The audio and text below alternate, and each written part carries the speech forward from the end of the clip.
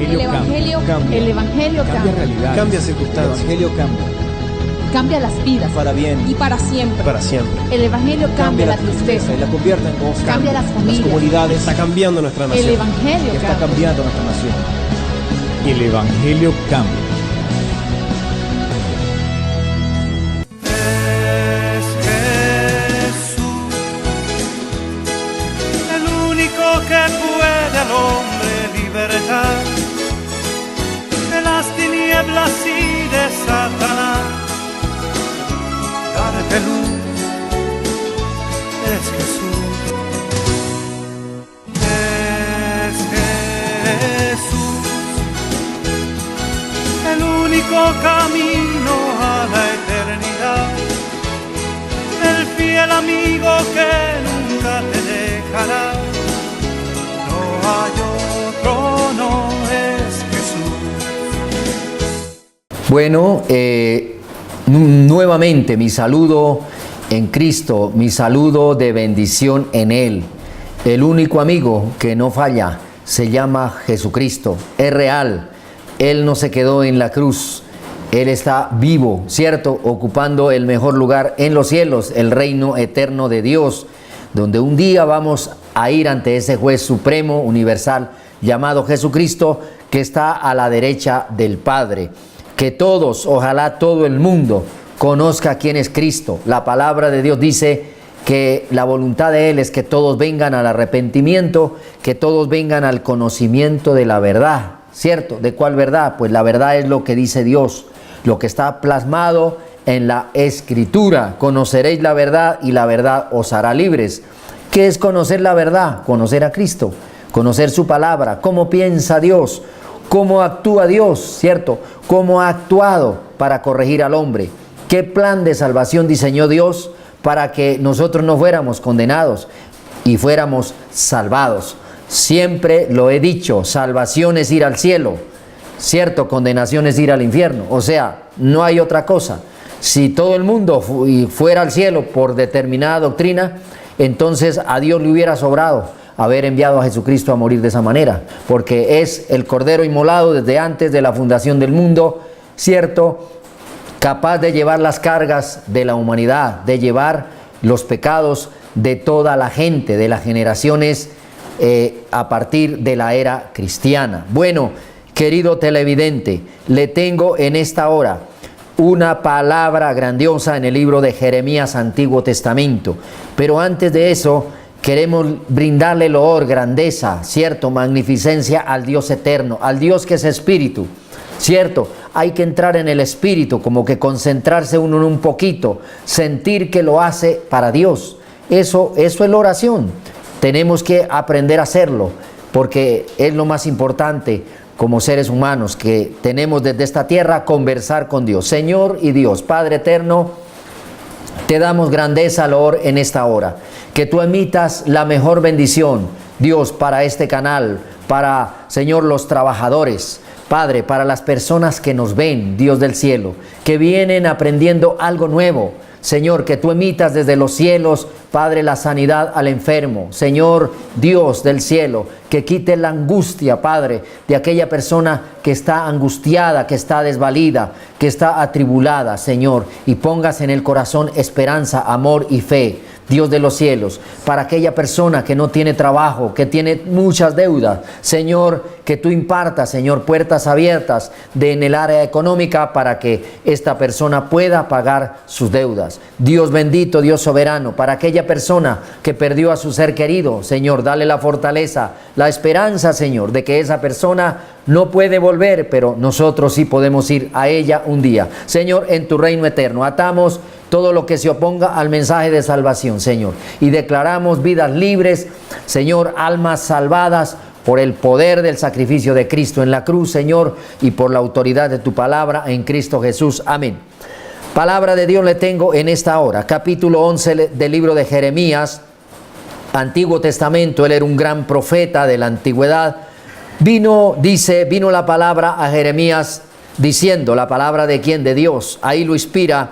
Y le dice lo siguiente: oíd las palabras de este pacto y hablad a todo varón de Judá y a todo morador de Jerusalén. Y les dirás tú: Así dijo Jehová, Dios de Israel: maldito el varón que no obedeciere las palabras de este pacto, el cual mandé a vuestros padres el día que los saqué de la tierra de Egipto, del horno de hierro, diciéndoles: oíd mi voz y cumplid mis palabras, conforme a todo lo que os mando, y me seréis por pueblo, y yo seré a vosotros por Dios. Bueno, como fue en el Antiguo Testamento, parece que el mensaje era universal, el mensaje grandioso, ¿cierto?, de la palabra de Dios, recordándoles el profeta Jeremías al pueblo del Señor, que Él los había sacado de allí, de la esclavitud de Egipto. ¿Qué representa Egipto de una manera espiritual?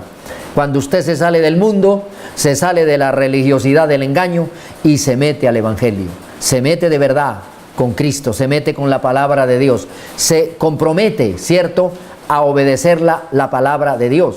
Ahí el profeta estaba reiterando lo que Dios hizo en la antigüedad. Recordemos allí cuando Moisés va a libertar el pueblo, 40 años divagando por el desierto, se parte el Mar Rojo, una columna de nube en el día, una columna de fuego acompañando al pueblo, la misma presencia de Dios, y luego la conquista de la tierra prometida, la famosa tierra que fluía leche y miel. Cuando yo leo esto, digo, bueno, le puedo titular el pueblo de Dios. ¿Cómo hacer parte del pueblo de Dios? La primera inquietud que a mí me nace cuando yo recuerdo el pacto que Dios hizo con su pueblo Israel de sacarlos de Egipto en cabeza del caudillo Moisés, es por qué, si en esa época Moisés partió el Mar Rojo en dos, ¿cierto?, se ahogaron los perseguidores, los mismos egipcios que venían nuevamente a volverlos a someter. Representa como cuando uno está dejando las cosas mundanas, religiosas, y se convierte al Evangelio.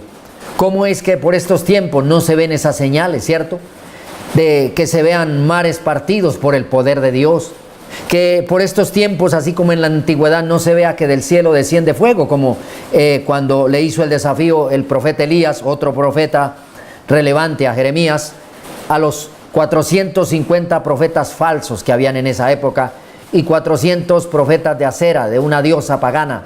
Profetizaban, acertaban, adivinaban, pero no eran verdaderos. ¿Cómo es posible que estos dos actos no se vean por estos tiempos? Y la respuesta es sencilla: porque por estos tiempos, desafortunadamente, no hay hombres como Moisés, no hay hombres como Elías. Faltan predicadores, faltan personas dispuestas a llevar el mensaje de salvación y a ser parte, como dice aquí, del pueblo del Señor. En el verso 4 dice: oíd mi voz y cumplid mis palabras.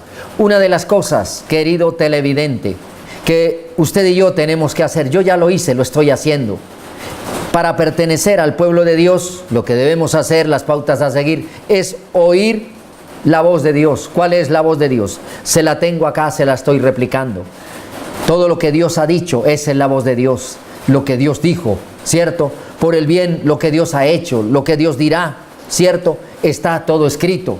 Cómo empezó el mundo, cómo rescató al hombre del pecado para llevarlo al cielo eternamente, y cómo se irá a acabar este mundo físico y natural. Todo está escrito. La gente se aterra porque creen que esto es doctrina del terror, creen que esto es filosofía del miedo. No, es la palabra de Dios, es la voz de Dios. Ante ello, ¿quién se irá a oponer? Ante ello, ¿quién la irá a dilatar? Ante ello, ¿cierto?, ¿quién la irá a tergiversar? ¿Quién la irá a cambiar? Si es el Dios eterno quien lo dice. Bueno, le reitero ahí, para pertenecer al pueblo de Dios, ese sería el tema.